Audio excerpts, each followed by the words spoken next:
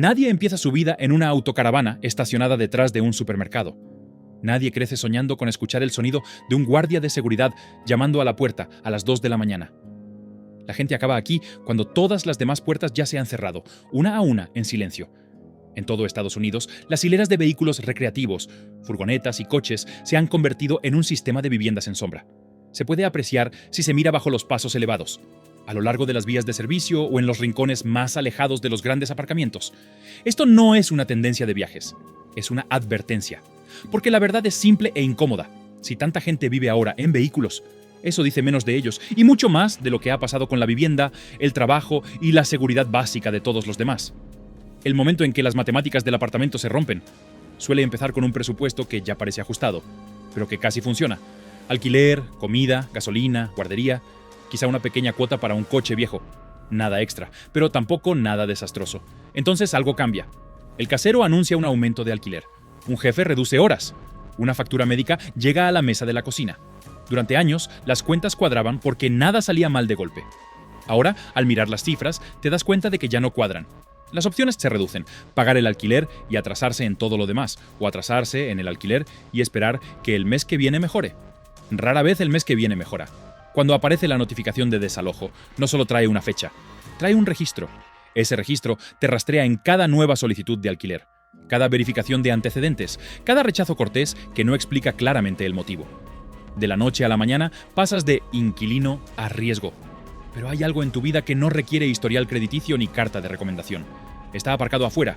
Lo último que tienes que aún tiene techo es tu vehículo. Miras el apartamento que estás perdiendo y el coche que aún arranca. Y empiezas a tomar una decisión, aunque no quieras nombrarlo. Porque los vehículos recreativos se convierten en la vía de escape predeterminada. Si ese vehículo es solo un coche pequeño, empiezas por llenarlo con todo lo que puedas. Ropa, papeles, unas ollas y sartenes, medicinas, quizá una caja de juguetes. Te prometes que es temporal. Quedará libre el sofá de un amigo. Aparecerá un sitio más barato. No acabas de creer la otra posibilidad. Quienes logran reunir algo de dinero o tienen una tarjeta de crédito vigente, empiezan a buscar vehículos recreativos usados. No son bonitos. Son modelos antiguos con pisos blandos y cojines manchados, estacionados en terrenos de grava junto a las carreteras, anunciados por menos de unos meses de alquiler. Además, son los únicos edificios que quedan que un banco no embargará y un arrendador no puede cerrar. Unas Autocaravana ofrece cosas que los refugios a menudo no pueden. Puedes cerrar tu propia puerta con llave. Puedes quedarte con tu perro. Puedes vivir en pareja sin estar separados. En familia sin estar divididos en cunas en diferentes habitaciones. Puedes quedarte cerca de la escuela que conocen tus hijos, del trabajo que aún podría ser tu sustento, del supermercado donde la gente aún te reconoce. Los refugios están llenos o lejos o diseñados para una versión diferente de la indigencia que vives. Puede que no acepten adolescentes, ni mascotas, ni turnos de trabajo nocturnos. Pueden resultar peligrosos de maneras difíciles de explicar a quien nunca ha tenido que elegir entre seguridad y dignidad de esa manera. Así, el vehículo recreativo usado se convierte en algo más que una caja metálica con ruedas. Se convierte en el último espacio, donde aún puedes decidir quién duerme a tu lado y qué recuerdos guardas en la estantería. El desalojo del oleoducto Engine. El camino desde la llave del apartamento hasta la llave de encendido es más corto de lo que la mayoría de la gente piensa, y se acorta con cada política que parece neutral en el papel, pero afecta a las mismas personas una y otra vez.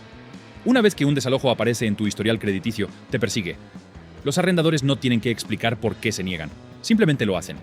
Si te atrasas en una factura de servicios públicos mientras luchas por mantenerte al día con el alquiler, ese saldo pasa a cobranzas. Las cobranzas reducen tu puntaje crediticio. Un puntaje más bajo implica depósitos más altos, comisiones más altas y más cierres de negocios. Mientras tanto, el mismo trabajo que una vez lo cubría todo, ya no lo hace. El aumento que recibiste hace 2 años se esfumó con el aumento de precios. Consigues turnos extra o un segundo trabajo, pero el tiempo no es flexible. El cuidado de los niños, el transporte y el agotamiento pasan factura. Un turno perdido se convierte en 2, luego en una advertencia, luego en menos horas. A los autos y vehículos recreativos no les importa tu historial. No exigen 3 recibos de sueldo ni un aval. Simplemente exigen que sigas pagando el combustible y las reparaciones. De alguna manera, se convierten en los únicos arrendadores que te aceptan. El costo es enorme, pero no siempre se mide en dólares de inmediato. Una vez que te mudas a un vehículo, ahorrar se vuelve más difícil, no más fácil. La comida cuesta más si no puedes almacenarla adecuadamente. Ducharse y lavar la ropa cuesta dinero cada vez. Las multas y los cargos se comen lo que logras ahorrar. El sueño de reunir el primer mes de alquiler y la fianza se convierte en una historia que te cuentas para mantener la esperanza, aunque cada semana sea menos probable. Ciudades que parecen crecer mientras los vehículos se multiplican. Si observamos las fotografías del horizonte, muchas ciudades parecen prosperar. Se alzan nuevas torres, las grúas se balancean en el horizonte, los nuevos edificios de apartamentos anuncian servicios de lujo. En teoría, las cifras indican crecimiento. En tierra, si te paras bajo esas mismas torres y caminas bajo las autopistas que las alimentan, verás largas filas de vehículos recreativos y furgonetas pegadas al hormigón.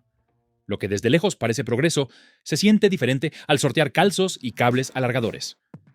La mayoría de las nuevas viviendas no se construyen para quienes viven en esas plataformas. Están dirigidas a personas con ingresos más altos, a inversionistas, a compradores que tal vez nunca pongan un pie en la ciudad donde compran. Los trabajadores que limpian las oficinas y apilan los contenedores de entrega no califican para esas unidades, ni financiera ni socialmente. El patrón se repite ciudad tras ciudad. Primero, hay una autocaravana que se queda un poco más de lo previsto en una calle tranquila. Luego, se forma un pequeño grupo cerca de un refugio, cerca de un almacén, cerca de unos muelles de carga. Con el tiempo, ese grupo se convierte en una fila, la fila en un corredor y el corredor en un barrio paralelo que los mapas oficiales no muestran. Los residentes de viviendas tradicionales ven el resultado visible antes de ver las razones invisibles. Perciben la basura, el ruido y los vehículos desconocidos estacionados cerca de sus casas. No ven la falta de aumento de sueldo, la notificación de desalojo ni la puerta cerrada de la oficina de alquiler. Esa falta de comprensión condiciona todo lo que sucede después. Quizás ya hayas notado las señales. Más furgonetas estacionadas cerca de almacenes, autocaravanas escondidas detrás de supermercados, familias moviéndose de un sitio a otro antes del amanecer. Si algo de esta historia te resulta familiar, o te resulta incómodamente cercano a tu propia experiencia, añade tus preguntas o reflexiones en los comentarios. Las historias reales revelan lo que los informes oficiales omiten.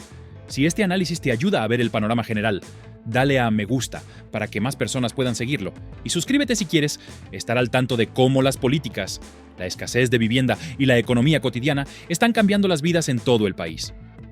Esta crisis se está expandiendo. La concienciación también debe expandirse. Familias invisibles, niños invisibles. Si abrías un poco las puertas de muchos de estos vehículos recreativos por la noche, no solo encontrarías adultos solitarios. Verías literas de madera contrachapada, zapatos pequeños alineados junto a una puerta y mochilas escolares apiladas ordenadamente en un rincón. Hay niños haciendo sus tareas a la luz del salpicadero o con una pequeña lámpara que funciona con una pila que debe durar hasta la mañana. Las tareas escolares piden una dirección. Anotan el apartamento de un primo, el buzón del edificio de un amigo, el último lugar sin ruedas donde se alojaron. Por la mañana, algunos autobuses escolares hacen paradas silenciosas en los rincones más alejados de los estacionamientos, en los límites de los campamentos, cerca de los grupos de familias que estacionan juntas por seguridad. Los conductores saben que deben estar atentos a los niños que salen de entre las autocaravanas, con las chaquetas bien apretadas y los zapatos ya llenos de polvo por la grava. Las mudanzas frecuentes lo complican todo. Las familias cambian de ubicación para evitar multas, cumplir con los horarios, adelantarse a quejas y redadas. Cada mudanza supone un cambio de zona escolar, una ruptura de la rutina y otra bajada de calificaciones. Los niños, que ya cargan con más preocupaciones de adultos de las que deberían, ahora cargan con el peso añadido de sentirse fuera de lugar en casi todas partes. En los formularios oficiales, muchas de estas familias no figuran como personas sin hogar, como la mayoría de la gente imagina. Aparecen como que viven en casas compartidas, con vivienda inestable o móviles. Estas etiquetas parecen neutrales. La realidad es una infancia construida dentro de un vehículo estacionado donde quiera que quede un pequeño espacio.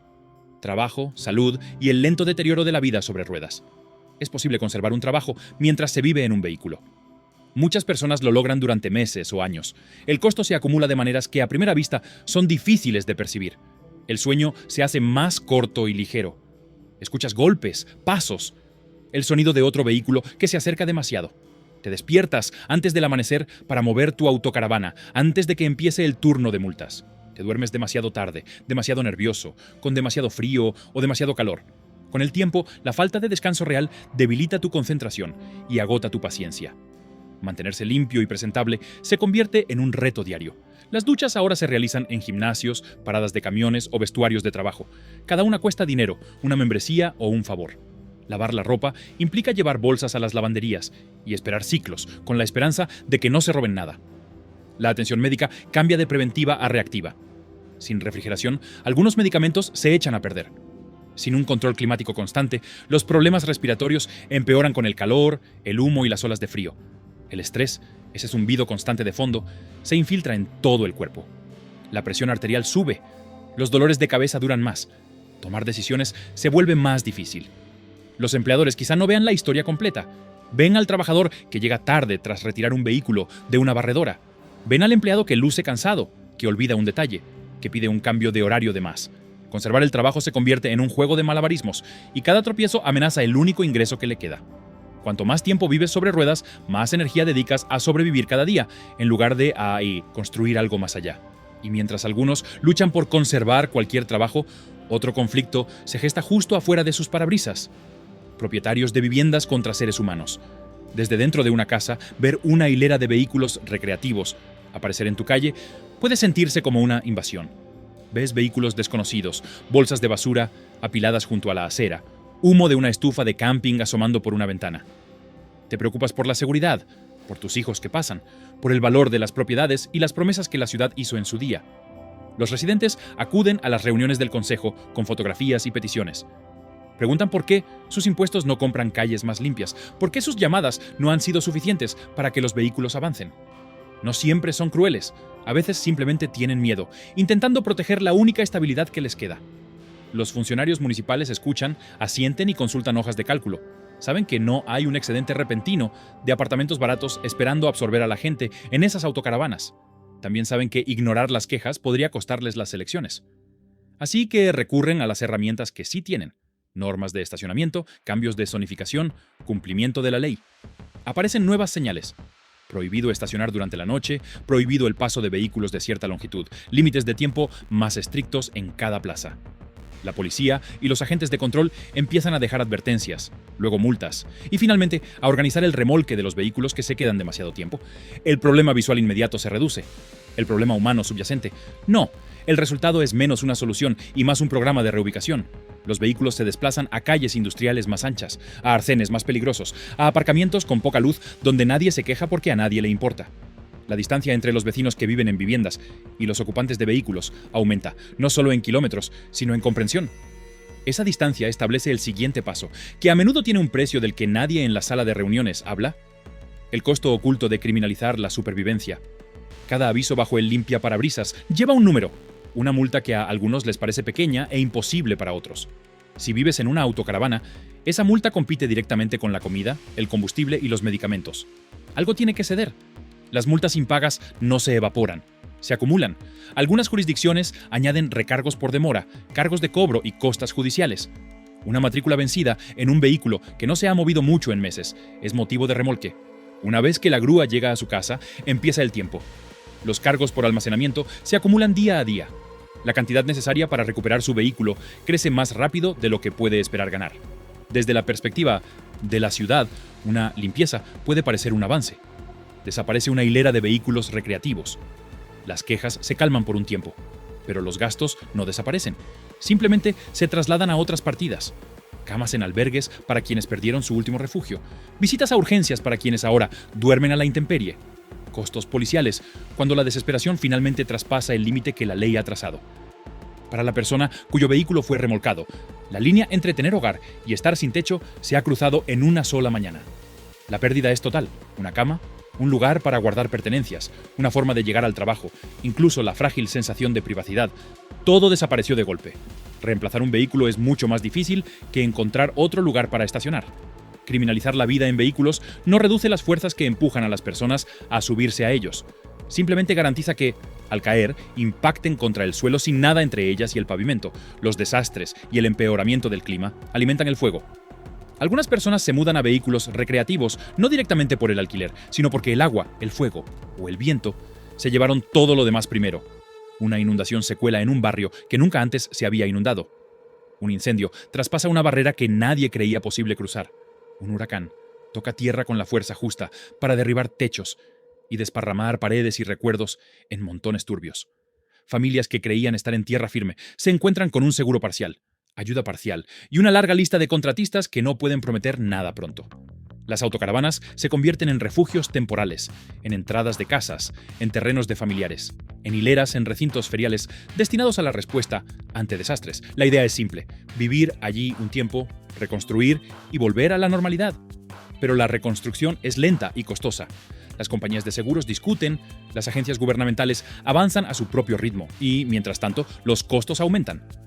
Lo que empieza como una medida de emergencia se extiende silenciosamente. Pasan los meses. Los niños terminan el curso escolar en una caravana. Un padre acepta un trabajo cerca para cubrir los gastos, luego otro. Y finalmente se da cuenta de que volver a una casa podría estar más lejos ahora que inmediatamente después de la tormenta. Quienes intentan escapar de futuros desastres se amontonan en viejas autocaravanas y se dirigen a estados que, según han oído, son más seguros o más económicos. Al llegar, descubren que estos nuevos lugares tienen sus propias crisis de vivienda, sus propias largas listas de espera, sus propias y silenciosas filas de vehículos ya instalados. Matrículas de diferentes estados se alinean sobre el mismo asfalto agrietado.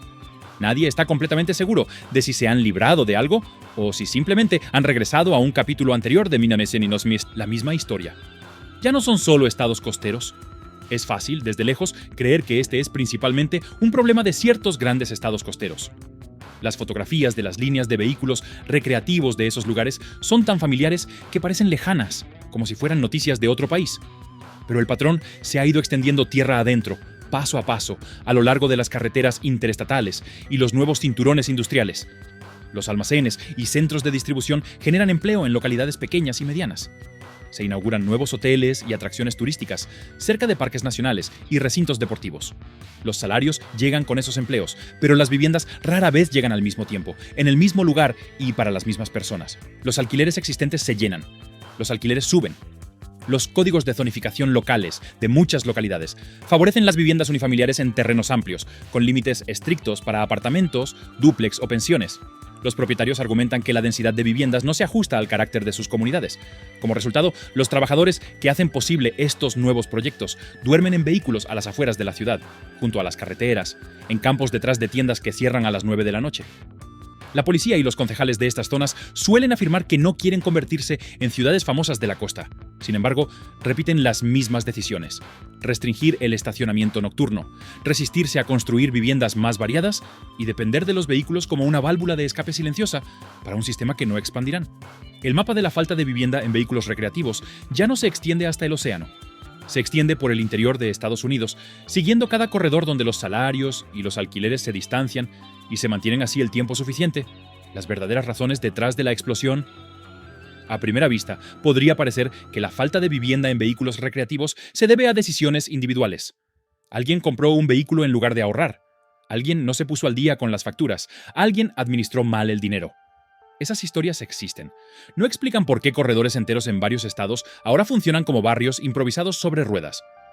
Si nos remontamos a otro punto, el panorama general es diferente.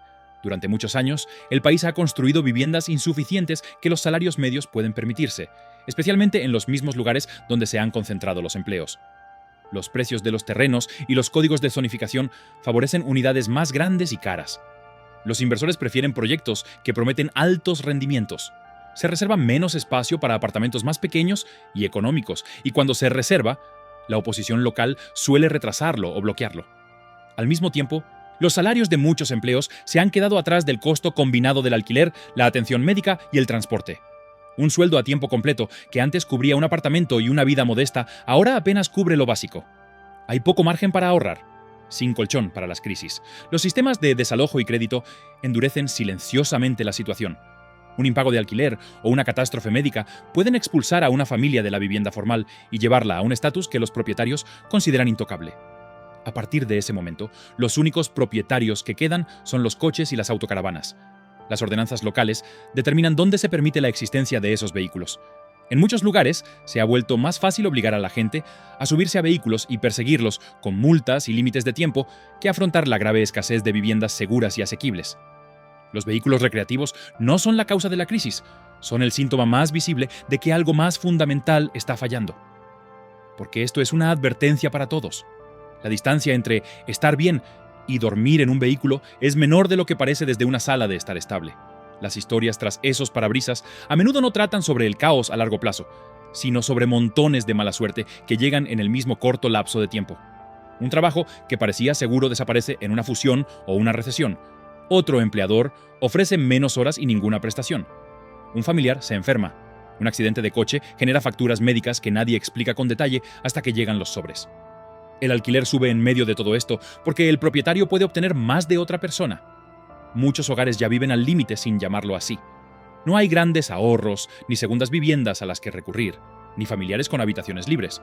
Cuando una pieza se va, las demás se van más rápido de lo que se espera. Unos meses después, la idea de vivir en una autocaravana ya no es hipotética, es la opción menos peligrosa. Una vez allí, el ascenso de regreso es más empinado que el descenso. Las solicitudes preguntan por direcciones recientes. Los empleadores buscan una ubicación permanente. Las escuelas y clínicas piden comprobante de domicilio. Todo sistema se basa en la premisa de que las personas viven tras puertas inmóviles. Cuanto más diseñemos de esa manera, más se alejan quienes se desvían del camino. Si alguna vez has dormido en un coche, una furgoneta o una casa rodante, o has estado tan cerca que temes hacerlo, tu historia merece estar en este registro. Comparte lo que te pasó en los comentarios.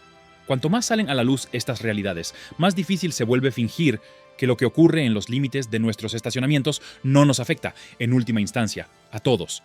Y si quieres que esta crisis se afronte en lugar de ignorarse, dale a me gusta y suscríbete. Más voces significan menos silencio.